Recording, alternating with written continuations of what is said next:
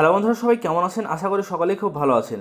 তো বন্ধুরা, আজ 1 তারিখ এবং এপ্রিল মাসের শুরু থেকেই কিন্তু মুখ্যমন্ত্রী মমতা বন্দ্যোপাধ্যায় তিনি কিন্তু জানিয়ে দিয়েছিলেন এপ্রিল মাসের শুরুতেই বড় ঘোষণা যে রাজ্য সরকারের মোট বেশ কিছু প্রকল্প রয়েছে। তো সেক্ষেত্রে কিন্তু রাজ্য সরকারের বেশ কিছু নতুন নতুন প্রকল্প, যেসব প্রকল্পের টাকা আজ 1 তারিখ এপ্রিল মাসের এবং আজ থেকেই কিন্তু দেওয়া শুরু হতে চলেছে। তো লক্ষ্মীর ভাণ্ডার প্রকল্প সহ যে বেশ কিছু প্রকল্পের নাম আমি আপনাদেরকে দেখাবো, এর সাথে সাথে কোন কোন প্রকল্পে কত টাকা দেওয়া হচ্ছে সম্পূর্ণ বিষয়টি আপনার সাথে আলোচনা করব এবং কবে থেকে আপনি টাকা পেতে পারবেন সম্পূর্ণ বিষয়টি জানতে ভিডিওটি প্রথম থেকে শেষ পর্যন্ত কন্টিনিউ করুন। ভিডিও ভালো লাগলে লাইক করবেন, চ্যানেলটিকে সাবস্ক্রাইব করে রাখবেন প্রতিনিয়ত আমাদের নতুন নতুন ভিডিওর সমস্ত আপডেট আপনার ফোনে পাওয়ার জন্য। তো বিস্তারিত জানুন, আমরা দেখে নিই। তো বন্ধুরা দেখুন, এখানে বেশ কিছু প্রকল্পের নাম দেখতে পাচ্ছেন। তো এখানে যে প্রকল্পগুলোর নাম আপনি দেখতে পাবেন, তো এই সব প্রকল্পের টাকা এই মাসে অর্থাৎ এপ্রিল মাসে কিন্তু দেওয়া শুরু হতে চলেছে। তো আজ 1 তারিখ, আজ থেকে কিন্তু এপ্রিল মাসের অনেক প্রকল্পের টাকাও কিন্তু অনেকে পেয়েছেন। তো এখানে যে প্রকল্পগুলো রয়েছে, তো কোন প্রকল্পে কি কি ক্রাইটেরিয়া রয়েছে, কি কি সিস্টেম রয়েছে, কীভাবে টাকা পাওয়া যায় সেটাও জানাবো এবং টাকা কারা কারা পাবে সেটাও আপনাদেরকে জানাচ্ছি। তো এখানে দেখুন, প্রথমত যে প্রকল্পের নাম আছে সেটা হচ্ছে মানবিক প্রকল্প। তো যদি আপনি মানবিক প্রকল্পে অ্যাপ্লাই করেন বা ফর্ম ফিল আপ করে বিডিও অফিসে বা দুয়ারে সরকারে আপনি যোগাযোগ করে সেখানে যদি ফর্ম জমা করেন, তো সেক্ষেত্রে এই মানবিক প্রকল্পের জন্য বড় ঘোষণা, মানবিক প্রকল্পের টাকা এই এপ্রিল মাসে কিন্তু দেওয়া শুরু হতে চলেছে। যেহেতু মুখ্যমন্ত্রী মমতা বন্দ্যোপাধ্যায় 4 থেকে 5 দিন আগে তিনি লাইভে এসে জানিয়েছেন যে সমস্ত স্কিম বা সমস্ত কিন্তু পেনশনের টাকা আগামী মাসের অর্থাৎ এপ্রিল মাসের 1 তারিখ থেকে দেওয়া শুরু হয়ে যাবে। এছাড়াও এখানে দেখতে পাচ্ছেন যেটা কৃষক বন্ধু প্রকল্পে, সেম ব্যাপার, কৃষক বন্ধু প্রকল্পের যে টাকা সেটাও কিন্তু আজ থেকে দেওয়া শুরু হতে চলেছে। তো এই মানবিক প্রকল্পে আপনি যদি নতুনভাবে আবেদন করতে চান বা যদি আপনি নাই জানেন যে এই প্রকল্পটা আসলে সিস্টেম কি, তো সেক্ষেত্রে জেনে রাখুন আপনি মানবিক প্রকল্পে কখন আবেদন করতে পারবেন, যখন যেসব মহিলারা বা যেসব পুরুষেরা আছেন শারীরিকভাবে হ্যান্ডিক্যাপ, সেক্ষেত্রে তারাই কিন্তু এই মানবিক প্রকল্পের জন্য আবেদন করতে পারবেন। বা আপনাদের কিন্তু একটা ডিসেবিলিটি বা অক্ষম, যেটা শারীরিকভাবে আপনাদের কোনো রকম হাত পা ভাঙা বা হ্যান্ডিক্যাপ যদি এরকম সার্টিফিকেট থাকে, তবে কিন্তু আপনি এই প্রকল্পের জন্য আবেদন করতে পারবেন। আবেদন করলেই আপনাকে 1000 টাকা দেওয়া হবে, আপনাদের ব্যাংকের অ্যাকাউন্টে সরাসরি চলে যাবে প্রতি মাসে মাসে। তারপরে দেখছেন কৃষক বন্ধু প্রকল্প। কৃষক বন্ধু প্রকল্পের আবেদন হলো যে আপনার কৃষক হতে হবে এবং কৃষক বন্ধু প্রকল্পের আবেদন করলেই আপনাকে 5000 টাকা এবং আপনাকে 2000 টাকা প্রথম কিস্তিতে দেওয়া হবে এবং আপনাকে আরও একবার দেওয়া হবে 6 মাস পর পর। এই কৃষক বন্ধুর টাকা দেওয়া হয় এবং প্রথমত আপনাকে 5000 করে 10,000 টাকা, এই যদি আপনি বেশি জমি থাকে বা যদি আপনার 3 বিঘা জমি থাকে, সেক্ষেত্রে কিন্তু আপনি 5000 করে 10,000 টাকা পাবেন 6 মাস পর পর। আর যদি আপনার কম জমি থাকে সেক্ষেত্রে কিন্তু আপনি 2000 করে 4000 টাকা পাবেন সরাসরি ব্যাংকের অ্যাকাউন্টে। 1 কাঠা জমি থাকলেও কিন্তু আপনাকে 2000 4000 টাকা দেওয়া হবে এই প্রকল্পের সাহায্যে। তো কৃষক বন্ধু প্রকল্পে যদি আপনি আবেদন করতে চান, নিকটবর্তী আপনার যে কৃষি দপ্তর রয়েছে সেখান থেকে আপনি আবেদন করতে পারবেন। তারপরে দেখছেন কিষাণ সম্মান নিধি যোজনা।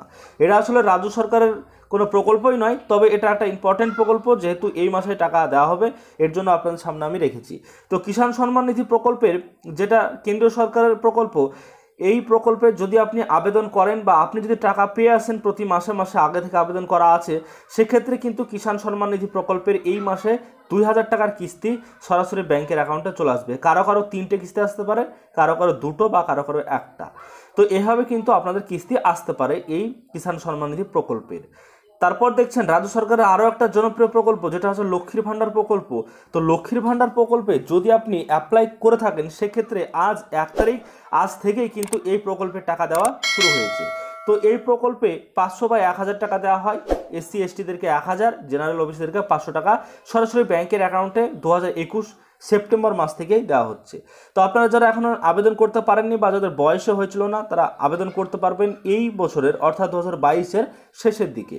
আবার দুয়ারে সরকার ক্যাম্প বসবে, তখন আপনি অবশ্যই আবেদন করতে পারবেন।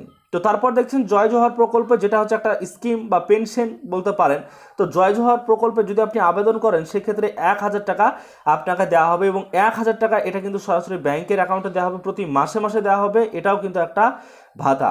তো তারপর দেখছেন এখানে যুবশ্রী প্রকল্প নামে একটা প্রকল্প আছে, যে প্রকল্পগুলো শিক্ষিত ছেলে থেকে সমস্ত কিন্তু পুরুষ মহিলা সকলেই কিন্তু এই প্রকল্পের টাকা পাবেন। কেননা যুবশ্রী প্রকল্পে আমরা জানি যারা বেকার শিক্ষিত আছে বা যারা মাধ্যমিক পাস, উচ্চ মাধ্যমিক পাস, তো সেক্ষেত্রে কিন্তু তারা এমপ্লয়মেন্ট ব্যাংকে সেখানে নাম নথিভুক্ত করে সেখান থেকে টাকা পাওয়ার যোগ্য হয় বা ভাতা কিন্তু পেতে পারে। এই যুবশ্রী প্রকল্পে 1,500 টাকা করে দেওয়া হয়। যারা আগে থেকে পান তারা কিন্তু প্রতি মাসে মাসে পান বা 2-3 মাস পর পর কিন্তু সম্পূর্ণ টাকাটাই তাদেরকে একসঙ্গে দেওয়া হয়।